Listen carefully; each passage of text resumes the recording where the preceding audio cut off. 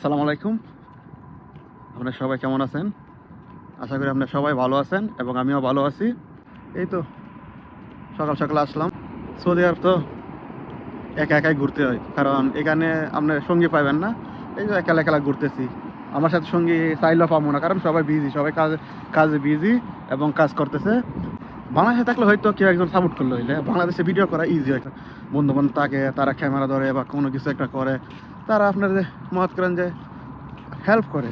যেমন একটা আপনার বন্ধু বান্ধব নিয়ে একটা সুন্দর করে ভিডিও বানান যায় বা এডিট করান যায়, বা তারা হেল্প করে দেয় বা সময় পাওয়া যায়। এখানে কিন্তু আপনার একলা একলা ওই তো একলা একলা ভিডিও করা এতটা ইজি না যে একলা একলা ভিডিও আপনার একলা একলা, কারণ একলা একলা ভিডিও করলে সব কিছু আমি আপনারা শেয়ার করতে পারবো না, সব কিছু দেখাতে পারবো না, কারণ ক্যামেরা আমার হাতে থাকে।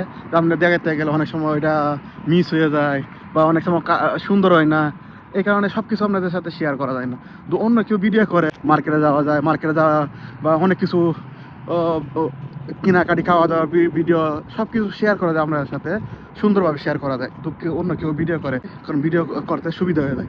একলা একলা ভিডিও করা অনেক টাফ হয়ে যায়। ধরুন আমি একটা ধরেন আমি একটা মার্কেটে গেলাম, কোনো কিছু জিনিস ভিডিও করবো না, ওর কাছে কথা বলবো। এমনি অনেক সময় অনেক মানুষ কী হয় জানেন, অনেক আনএনার্জি ফিল করে। যখন আপনার একটা ক্যামেরা থাকবো, আপনি একটা কাস্টমারের দোকানদারে গেলেন, তার কাছে কিছু কিনতে গেলেন, আপনি ক্যামেরা এমনি ধরে রাখবেন, আপনি তার সাথে কথা বলবেন, তারা কিন্তু আনএনার্জি ফিল করে।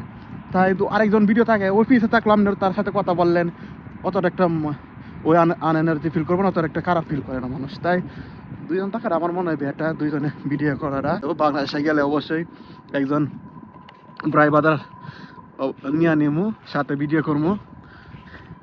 একান্ত সৌদি আরব একলা একলাই আপনি সাপোর্ট করেন, সাপোর্ট করলে অবশ্যই একলা ভিডিও করি তার কোনো এও নাই যে একলা ভিডিও করি আপনি সাপোর্ট করবেন না। প্লিজ সবাই সাপোর্ট করবেন, দোয়া করবেন যাতে সফল হইতে পারি ফেসবুকে, ইউটিউবে।